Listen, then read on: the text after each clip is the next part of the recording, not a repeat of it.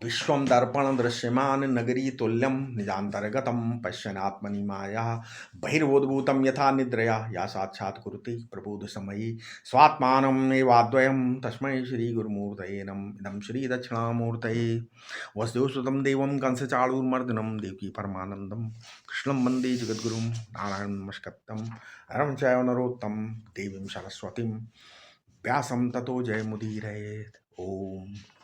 इस वीडियो में कौन सा श्लोक चल रहा था?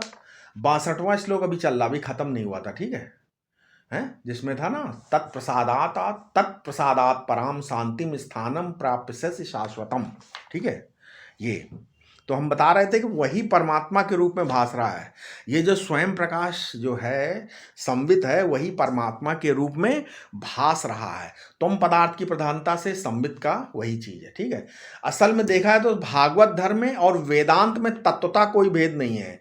भागवत के 11वें स्कंद में दिया हुआ है, सर्वभूतेषु यः पश्येत्, भगवदा भगवदाम आत्मनः, ठीक है? इससे क्या होता है? यत् प्रसादात पराम शांतिम, योग का फल मिल जाएगा। और स्थानम प्राप्स्यसि शाश्वतम, अधिष्ठान से एकता हो जाएगी। इसलिए द्वैत भाव छोड़कर उसी अद्वैत परमेश्वर की शरण में जाओ और जो कुछ भास रहा है उसे परमेश्वर का रूप देखो। इसीलिए उपनिषद में प्रत्याहार का वर्णन भी आता है, यद यत पश्यति चक्षुर्भ्याम तत्तद आत्मेति भवा भावयेत, यद यच शृणोति कर्णाभ्याम तदात्मेति भावयेत। अर्थात जो आंख से दिखता है वो परमात्मा का स्वरूप है और जो कान से सुनता है वो भी परमात्मा का स्वरूप है। असल में दृश्य से दृष्टा निराला होता है, परंतु दृष्टा से दृश्य निराला नहीं होता। अध्यस्त से अधिष्ठान निराला होता है। ये साधक की प्रक्रिया है, ठीक है?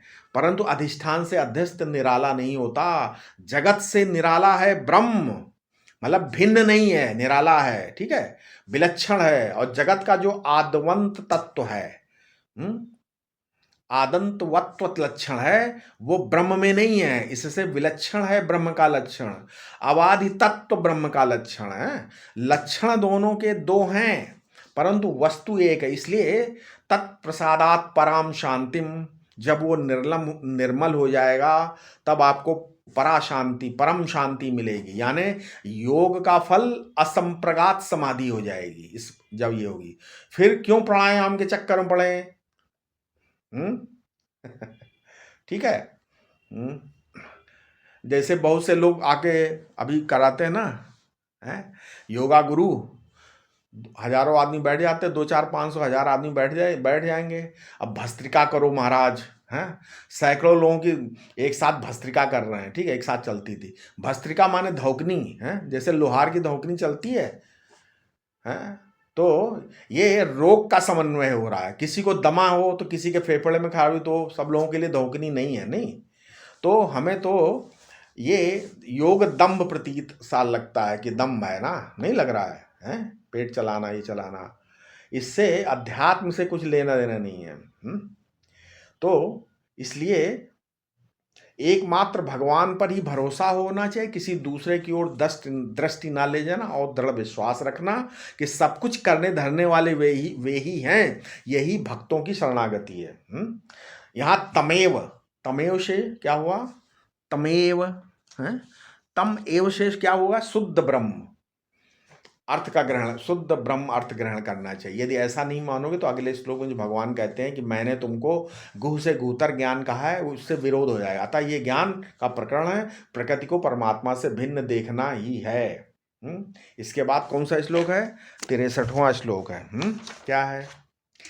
इति ते ज्ञानम आख्यातम गुहाद गुहतरम मया विमृश्य एतद शेषणेन यथेच्छसि तथा कुरु। 63वां श्लोक क्या था? इस प्रकार मैंने तुझसे गुह से गुहतर ज्ञान कहा है, इस पर पूर्णतया विचार करके जैसी तेरी इच्छा हो वैसा करो। ठीक है? अब देखो, तत्पदार्थ का निरूपण करते करते यहां वहां बीच में तुम पदार्थ की प्रधानता डाल दी भगवान ने। बोले, है ना, क्या बोला उन्होंने? इति ते ज्ञानम आख्यातम गुहाद गुहतरम मया। मैंने गुह से गुहतर ज्ञान तुम्हें बताया। ये गुरु से, आगम से, सत संप्रदाय से प्राप्त होता है, परंतु मेरे भाई अशेषेण ये तद विमर्श्य, तुम्हें विमर्श विमर्श करना पड़ेगा। यदि श्रवण मात्र से ग्रहण नहीं हुआ हो तो तुम्हें विमर्श विमर्श माने क्या होता? मनन, निधिध्यासन करना पड़ेगा। यहां संवित है, विमर्श है, ठीक है। यथेच्छसी माने इच्छा है, और फिर कुरु क्रिया है, उसके बाद वस्तु द्रव्य है। बस इतनी जो चीजें हैं, लेकिन ये पांचों चीजें, पांच नहीं बिल्कुल एक है। अब तुम विमर्श माने विचार करो, मतलब विमर्श करो, ठीक है, श्रवण मनन करो। किंतु अभी अर्जुन को संतोष नहीं हुआ, बोले कि बाबा ये क्या हुआ? कभी तो आप कहते हो बुद्धो शरणम छिन्न, और कभी बुद्धि की शरण में जाओ, फिर बोलते हैं कि तमेव शरणम गच्छ, उसकी शरण में जाओ। देखो, एक स्वामी अखंडानंद जी बताते थे कि श्री उड़िया बाबा जी महाराज के पास लोग जिद करते थे कि हमें चेला बना लो, शिष्य बना लो। एक सज्जन आए, बोले एक दिन वो ऐसे आए कि 5 दिन भूखे प्यासे बैठे रहे कि आप तो हम बिना दीक्षा दिए आप लिए आपसे हम जाएंगे नहीं। उड़िया बाबा बोले कि हम तुम्हारे पूर्व जन्म के गुरु को जानते हैं, जब तक तुम उनसे दीक्षा नहीं लोगे तब तक तुम्हारी आध्यात्मिक उन्नति नहीं होगी। अब तुम हमारी बात पर विश्वास करते हो कि नहीं करते हो? यदि नहीं करते हो तो हमें गुरु क्यों बनाना चाहते हो? और यदि विश्वास करते हो तो जाओ उनके पास, तमेव शरणम गच्छ। महाराज इतनी समझदारी से बाबा ने ये काम किया कि हम लोग बिल्कुल आश्चर्यचकित हो गए। बाबा सबको आसानी से मंत्र बता देते थे, किसी को किसी को 16 अक्षर 6 अक्षर का, किसी को 12 अक्षर, मतलब ठीक है, किसी को अष्टाक्षर।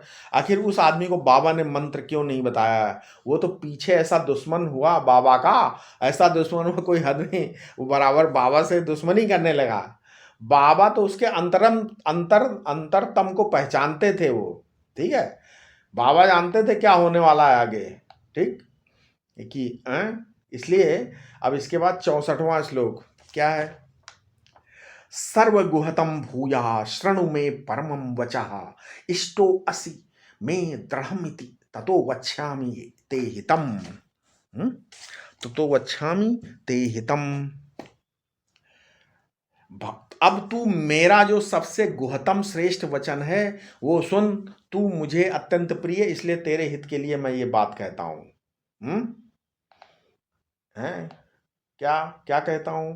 भगवान ने कहा अच्छा, उसकी शरण में जाना तुम्हें नहीं भाता है? अर्जुन बोले कि नहीं, बुद्धि तो हमारी पहले ही खो चुकी है। शोक संविघ्न मानसः, अब तो भेजते हो उसकी शरण में, तो अनजान की शरण में तो जाने वाला हूं नहीं मैं। हमारे तो जाने पहचाने परमेश्वर तो आप ही हो, अब आपको छोड़कर कहाँ जाऊं? तो भगवान बोले अच्छा लो, अब मैं तुम्हें गुह नहीं, गुहतर नहीं, गुहतम बात बताता हूं, सर्व गुहतमम। बड़ी गुप्त बात है वो, वैसे मैं कह तो चुका हूं कई बार, लेकिन फिर भी सुन लो। क्या? कि ये परमम वचा है, उसके बाद फिर कुछ कहने के लिए बचेगा नहीं। परमम वचा का अर्थ है वचा पारम्यम, वचा पारम्यम है, अर्थात अब इसके बाद कहने को कुछ बाकी नहीं रहेगा, इसलिए फिर मत पूछना।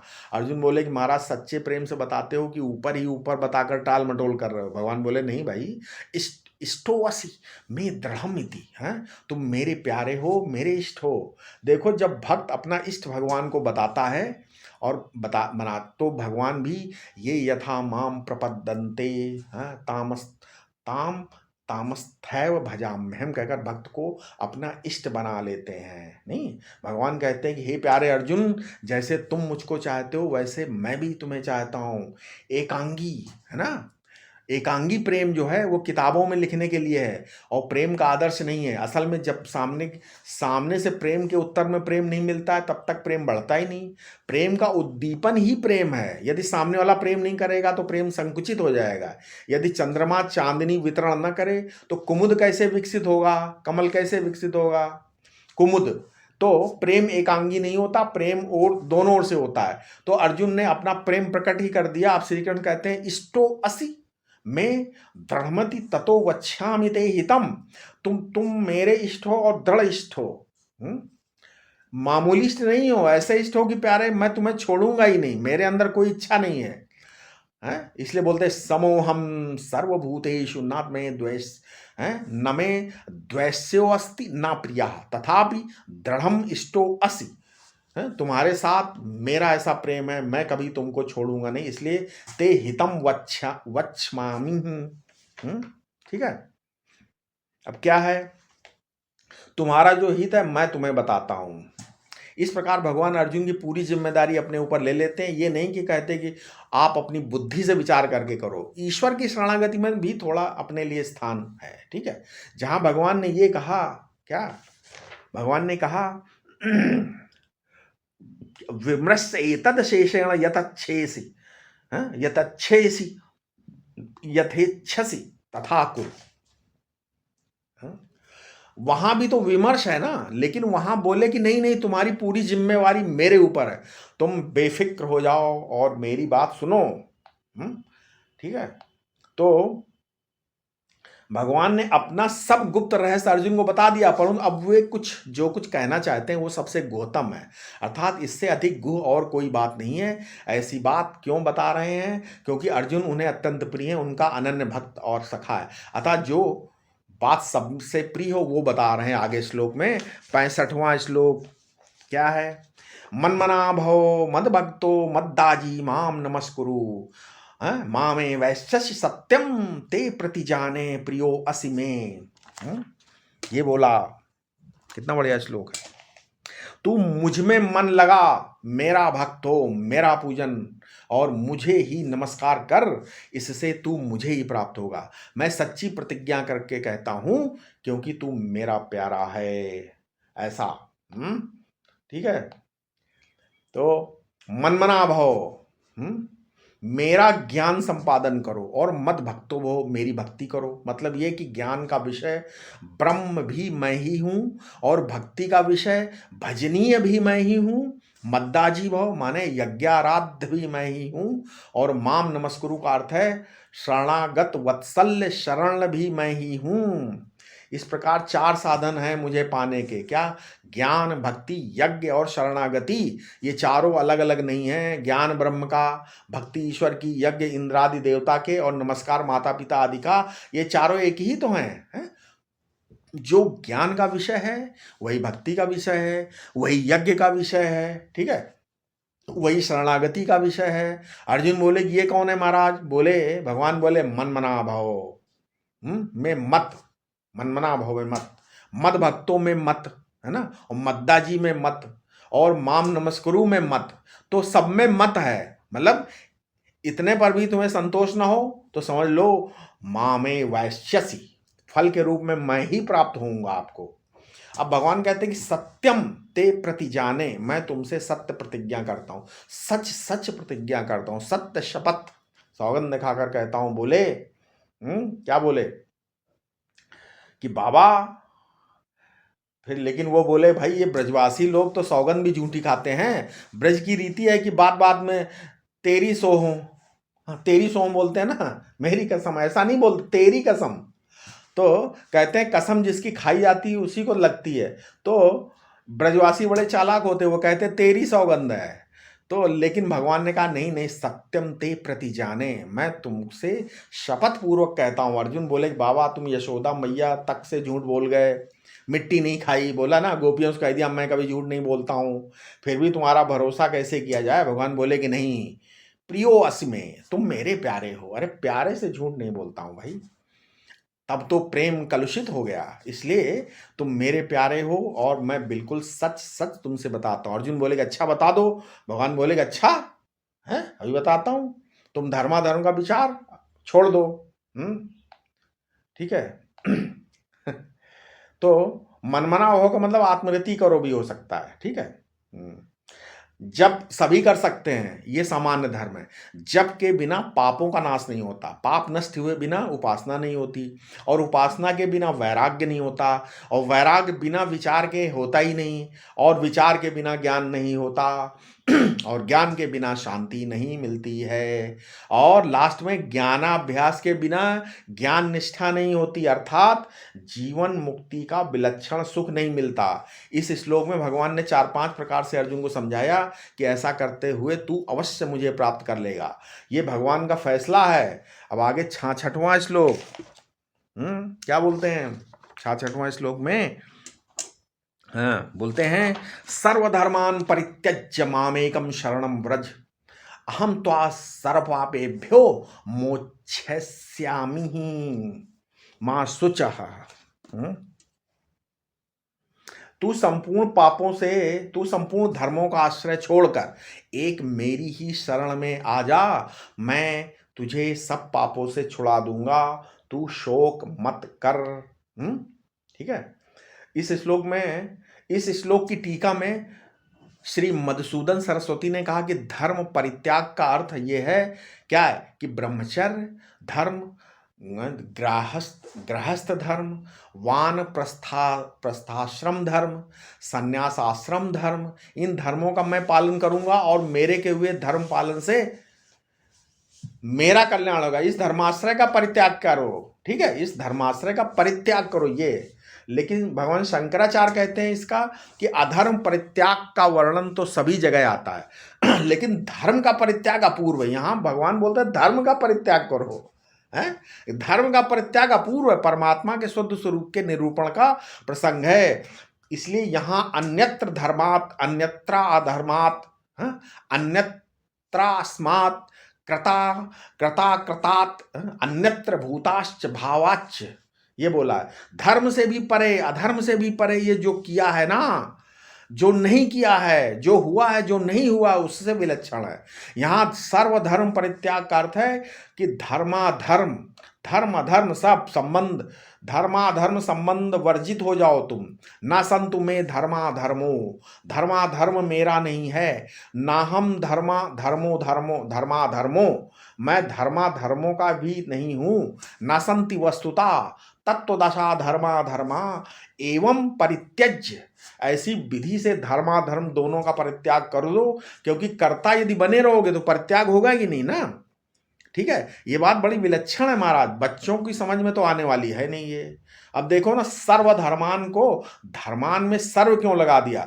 क्योंकि कोई कहेंगे कि सर्वधर्मान परित्यज माने इंद्रिय धर्मान, मनोधर्मान, बुद्धि धर्मान, जीव धर्मान, अनात्म धर्मान परित्यज्य, इन सब का परित्याग करो। लेकिन भाई कैसे परित्याग करो ये समझना पड़ता है, बुद्धि लगानी पड़ती है। देखो, जो अन्य है वो तो परित्यक्त है ही, वो तो छूटा हुआ है, उसे क्या छोड़े। किसी ने कहा कि गंगा जी के किनारे जो पत्थर पड़ा है उसका परित्याग कर दो। अरे वो तो कभी मेरा हुआ नहीं, उसे पकड़ा ही नहीं, तो उसका क्या परित्याग करेंगे? बोले कि अच्छा अपना परित्याग कर दो। लेकिन अपना परित्याग तो कभी होता ही नहीं। ठीक है, तो आत्मा का परित्याग कभी हो ही नहीं सकता, और अनात्मा जब कभी अपना है ही नहीं तो उसका परित्याग कहां से किया जाए? तब क्या निकला अब इससे? ये कि नित्य परित्यक्त में अपरित्यक्त का भ्रम हो रहा है। अनात्म वस्तु नित्य परित्यक्त है, परंतु इसमें जो ग्रह का भ्रम हो रहा है, नहीं ये मेरा है, मैं इसका हूं, इसको छोड़ना है? कबीरदास बोलते हैं ना, गठिया जोड़ के बम्हना बेदर्दी, ये गांव की बोली है ना। इसमें कहा गया कि बेदर्दी ब्राह्मण ने कपड़े की गांठ जोड़ दी हमेशा के लिए। मतलब समझ में आया, हमें एक बंधन में डाल दिया है। मतलब जो फेरे लगाते हैं साथ शादियों विवाह में, वो बोलते हैं बेदर्दी, गठिया जोड़ के बम्हना बेदर्दी, कबीरदास जी। तो भाई ये बात तो ये है कि असल में ना अनात्मा आत्मा से आबद्ध है और ना आत्मा अनात्मा से आबद्ध है। ठीक है, जब आबद्ध ही नहीं तब परित्याग क्या? बोले कि ये तो आबद्ध का भ्रम है। ठीक है, उसका परित्याग ही असल में परित्याग है। यही इस परित्यज्य क्रियापद का अर्थ है। इस परित्यज्य का अर्थ है कि परित्यक्त्वेन अवरुद्धया, अवरुद्ध है। मतलब वस्तुतः कोई भी धर्माधर्म न मेरा है, न मैं धर्माधर्म का हूं, और ना धर्माधर्म का अस्तित्व है। इसी का नाम है सर्वधर्म परित्याग। बोले कि फिर बोले एकमात्र मेरी शरण में आ जाओ, माम एकम शरणम ब्रज, एकम अद्वयम शरणम सर्वाधिष्ठानम, माम प्रत्यक चैतन्याभिन्नम ब्रज जानी है, ऐसा बोला। ठीक है। भागवत के 11वें स्कंद में भगवान कहते हैं कि उद्धव तुम विधि निषेध छोड़ दो, चोदनाम प्रतिचोदनाम, मतलब प्रवृत्ति और निवृत्ति को छोड़ दो, जो अब तक सुना छोड़ दो, और जो सुनना बाकी उसको छोड़ दो, एकमात्र मेरी शरण में आ जाओ, सबकी आत्मा मैं हूं, मेरे साथ एक होकर निर्भय हो जाओ। एकम अद्वितीयम, इन दोनों को माम का विशेषण कर दो। ठीक है। शरणम अधिष्ठानम, शरणम ग्रह चित्रो, सबका अधिष्ठान कौन है? शरण माने अधिष्ठान। ठीक है। शरण माने अधिष्ठान, शरण माने कुटिया, शरण माने रहने की जगह, अधिष्ठानम अधिष्ठान स्वरूप, कई अधिष्ठान नहीं, एकम। एकम एक अधिष्ठान, अधस्थ अध्यस्तेषु अनुगतम एति इति एकम, संपूर्ण अध्यस्त में अनुगत एक अधिष्ठान है, संभव है, वो भी परोक्ष है, कोई अन्य नहीं है। बोले कि माम अपरोक्षम प्रत्यक चैतन्यम। ठीक है, ऐसा। तो अब इसके आगे हम अपने अगले वीडियो में बताएंगे। कृपया इस वीडियो को साझा करें लोगों तक। ठीक है। ओम शांति शांति शांति।